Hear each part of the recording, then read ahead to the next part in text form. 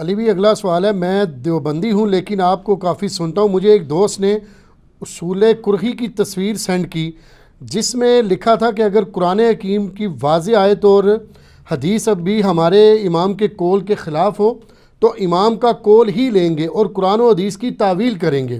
علی بھی کیا واقعی اسلام کی تاریخ میں ایسے لوگ بھی تھے؟ اسلام کی تاریخ میں نہیں سر، حال میں بھی موجود ہے. یہ اصول کرخی نہیں ہے، یہ لفظ ہے اصول کرخی. کرخی، ہاں جی، یہ فقہ حنفی کی یعنی ایک بنیادی کتاب ہے. ٹھیک. اصول اور فروع کا میں نے آپ کو فرق بتایا تھا نا. اصول کہتے ہیں عقیدے کی بات کو، فروع کہتے ہیں جو فقہی مسائل ہے. آپ فروعی لفظ بولتے ہیں، فروع لفظ ہے. تو یہ ان کی بنیادی بات ہے کہ اگر کوئی قرآن کی آیت یا حدیث بھی ہمیں اپنے امام کے قول کے خلاف مل جائے تو ہم قرآن و حدیث کو نہیں مانیں گے، اپنے امام کے قول کو مانیں گے. یہ اماموں کی تعلیمات نہیں تھی. اماموں نے تو یہ فرمایا تھا ہماری کوئی بات کتاب و سنت کے خلاف ہو یا صحابہ کرام کے اقوال کے خلاف تو چھوڑ دو. ٹھیک ہے، تو یہ سر آج بھی موجود ہے، آپ چیک کر سکتے ہیں، ہر گلی میں موجود ہے.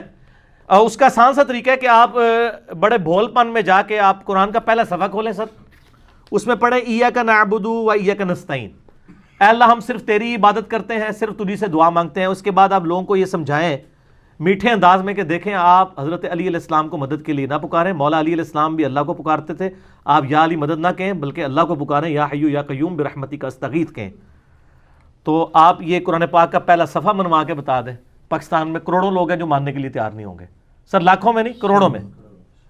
تو یہ اگر یہ بزرگ بابے لکھ کے گئے تو ان کی جائز اولاد، یہ ناجائز اولاد نہیں ہے، جائز اولاد ہے، کیونکہ وہ اسی پیٹرن کے اوپر چل رہی ہے. ٹھیک. تو وہ جائز اولاد، ان کی جو علمی جائز اولاد آج بھی موجود ہے جو یہ سارے کام کر رہی ہے آج کے زمانے میں بھی. تو یہ کوئی حیرانگی کی بات نہیں، آپ خود بھی چیک کر سکتے ہیں. میں اکثر واقعہ سناتا ہوں. 2008-9 کی بات ہے، میرے پاس کچھ بریلوی مجھے ملنے کے لیے آئے. ان دنوں میں مطلب اس طرح نجی ملاقاتیں بھی کر لیتا تھا.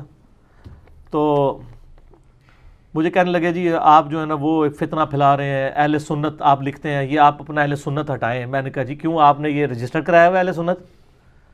اہل سنت کا تو مطلب وہ ہے جو سنت پہ چلے. اور نہیں جی اہل سنت والجماعت بریلوی ہے نا. میں نے کہا اگر آپ اہل سنت جماعت ہے تو بریلوی ساتھ کیوں لکھتے ہیں؟ اور دیوبندی اہل سنت والجماعت دیوبندی لکھتے ہیں. اب اہل حدیث بھی اپنے آپ کو اہل سنت کہنا شروع ہو گئے ہیں. تو میں نے کہا اس طرح تو نہیں، نام سے تو نہیں ہوگا. نہیں جی میں نے کہا بتائیں چلے سنیوں کی کتابیں کون سی ہیں؟ تو انہوں نے کہا جی بخاری اور مسلم. قرآن کو تو خیر مانتے ہیں نا، اس بیچاری کو تو کتاب مانتے ہی نہیں نا. وہ کہتے ہیں وہ تو ڈائریکٹ نہیں پڑھنی، آپ گمراہ ہو جاؤ گے. ان کا بخاری مسلم. میں کہا عثمان بھائی ذرا تو بخاری مسلم پڑھیو. میں انہوں نے ذرا بخاری مسلم جو نماز کا طریقہ دساں کے لکھا ہے. میں نے کہا عثمان بھائی ذرا مجھے نا بخاری مسلم پکڑائیں، میں ان کو بتاؤں. میں نے کہا میں 2 رکعتیں میں بھی پڑھتا ہوں، 2 رکعتیں تم بھی پڑھو. جس کا طریقہ بخاری مسلم کے مطابق ہے وہ بخاری مسلم کے پیٹرن پہ سنی ہے، دوسرا ٹنی ہے. اسی میں کلپ ہے، سنی اور ٹنی میں فرق. ایک پڑھ پڑھا کے سنی وہ صحیح سنی، ایک سنا کے سنی ٹنی. کہتا نہیں بخاری مسلم نہ لائیں. اس کا کیا مطلب تھا؟ اسے پتا تھا بخاری مسلم میں کیا لکھا ہوا ہے. تو سر یہ لوگ آج بھی موجود ہیں. ہمارے رمضان بھائی ہیں، انہوں نے مجھے خود واقعہ سنایا، وہ ریورٹ ہوئے ہیں. وہ کہتے ہیں میں ایک حنفیوں کی مسجد میں گیا.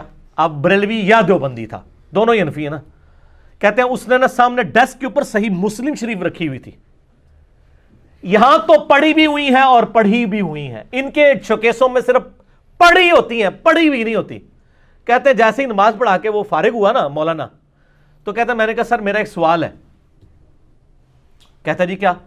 اس نے کہا جی ابھی آپ نے جو مجھے عصر کی نماز پڑھائی ہے نا وہ اس طریقے کے مطابق نہیں جو آپ کی ڈیسک پہ جو یہ کتاب رکھی ہے اس کے اندر لکھا ہوا ہے. آئے ہائے ہائے ہائے. انجینئرنگ، ہر گھر سے انجینئر نکلے گا سر، ہر گھر سے انجینئر نکلے گا.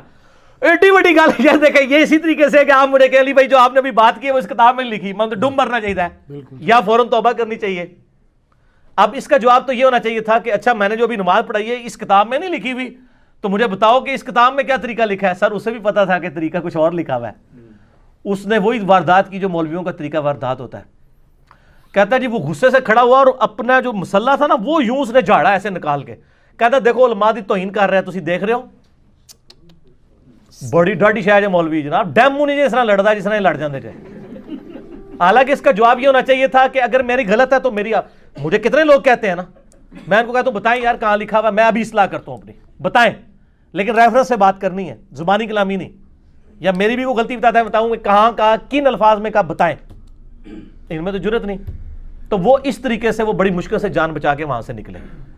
جب لوگوں کا ٹیمپرامنٹ یہ ہو تو سر اصول کرخی میں جو کچھ لکھا ہے نا، وہ انہوں نے جو لکھ دیا نا، وہ ابھی تک میں نے آپ کو بتایا نا، شیخ احمد سرندی مجدد الافسانی جن کو کہتے ہیں، بریلوی دیوبندی اور چند اہل حدیث بھی ان کو بزرگ مانتے ہیں، انہوں نے کہا مجھے کچھ سینکڑوں حدیثیں بھی بتائے نا رفع سبابہ پہ کہ نماز میں انگلی اٹھانی چاہیے، تو میں نہیں انگلی اٹھانے کا قائل، کیونکہ میرا امام قائل نہیں تھا. حالانکہ صحیح مسلم میں پورا چیپٹر ہے کہ آپ نے انگلی اٹھا کے رکھنی پورے تشہد میں، نماز کا آپ پریکٹیکل دیکھ لیں. اس نے کہا مجھے آپ ساری حدیثیں بھی دکھا دو، میں نہیں مانوں گا. اس مسئلے کے اوپر ان کے زمانے میں درجنوں علماء نے ان کی تکفیر کی تھی کہ یار یہ اس طرح سنت کا مذاق اڑا رہا ہے. ایون آج دور میں بھی میرے استاد غلام سو سعیدی رحمہ اللہ تعالی فوت ہو گئے، بریلوی مکتبہ فکر کے بہت بڑے محدث تھے. انہوں نے باقاعدہ 30-40 صفحے جو ہے نا مجدد الافسانی کے خلاف لکھے ہیں کہ انہوں نے سنت کا یہ مذاق اڑایا. یہ سنت طریقہ ہے. اگر ہمارے امام صاحب کو یہ بات نہیں پتہ چلی، آج ایسے سارے انفی اٹھاتے ہیں انگلی، چاہے غلط طریقے سے اٹھاتے ہیں لیکن اٹھاتے ہیں، لیکن کوئی پتہ نہیں ہے کہ شیخ احمد سرندی نے لکھا ہے کہ انگلی نہیں. آج بھی نقشبندی جو ہے نا وہ انگلی نہیں اٹھاتے، بلکہ وہ غلام سو سعیدی صاحب نے لکھا کہ مجھے یہ پتہ چلا کہ گجرانوالہ میں کسی بندے نے انگلی اٹھائی نقشبندیوں کی، بریلویوں کی مسجد میں، بریلوی نقشبندی، بریلوی قادری نہیں، یہ اگلے ورژن بھی آ گئے نا، تو انہوں نے اس کو مسجد سے باہر نکال دیا. تو کہتے ہیں میں نے پھر کہا کہ میں اس کے اوپر مضمون لکھوں. تو یہ تو مطلب ان کی جائز اولاد ابھی تک جاری ہے. یہ ہم رونا کیوں رو رہے ہیں؟ یعنی لوگ مجھے کہتے ہیں یار کہ جی آپ میٹھی میٹھی باتیں کہاں سے میٹھی کریں گے یار، جنازہ نکال دیا دین کا انہوں نے، بے شک کوئی چیز بچی ہے؟ کون سی میٹھی بات کروں؟ آپ نماز سے شروع ہو، نماز کا حلیہ بگاڑ دیا انہوں نے. پاکستان میں 90% لوگ اس طریقے پہ نماز ہی نہیں پڑھ رہے جو بخاری مسلم میں لکھا ہے. نہ رونا رو، اور یار کلمے کا حلیہ بگاڑ دیا ہوا ہے، نہ رونا رو. آپ کہہ رہے ہیں درود شریف کے فضائل بیان کروں، اس میں بھی رونا رہوں گا. انہوں نے لکھا ہے درود ابراہیمی پڑھنا گناہ ہے، اور سر جیڑا کٹو گے لال نکلتا ہے. مجھے آپ دنیا میں ایک مسئلہ بتائیں جس کے اندر کوئی اختلاف نہ ہو. تو سر امت، اب آپ دیکھ رہے ہیں آپ کی ینگ جنریشن آج بیٹھی ہوئی ہے آج کل سوشل میڈیا پہ، اور کس طرح دین کا مذاق اڑایا جا رہا ہے. اس میں مجرم علماء کو سمجھتا ہوں سر جب آپ لولا لنگڑا دین دیں گے نا تو آپ کے دین کا مذاق اڑے گا. تو سر پھر اس لیے لوگ تو انجینئر صاحب تک پہنچ رہے ہیں نا. اب تو دو ہی گروہ ہیں، یا وہ ہیں جو مسلمان ہو چکے ہیں عام مسلمان علمی کتابی، یا وہ ہیں جو دین سے پھر متنفر ہو چکے ہیں. اور یہ پرانے جو ہیں انشاءاللہ کچھ 30-40 سال انتظار کریں گے، ویسے ہی مر جائیں گے. ٹھیک ہے انشاءاللہ تعالی، علمی موت بھی مر جائیں گے اور فزیکلی بھی مر جائیں گے. اور آپ دیکھیں گے کہ گلی گلی سے انجینئر نکلے گا اور گلی گلی میں یہ نعرہ ہوگا کیا، نہ میں وابی نہ میں بابی، میں ہوں مسلم علمی کتابی. ٹھیک ہوگا.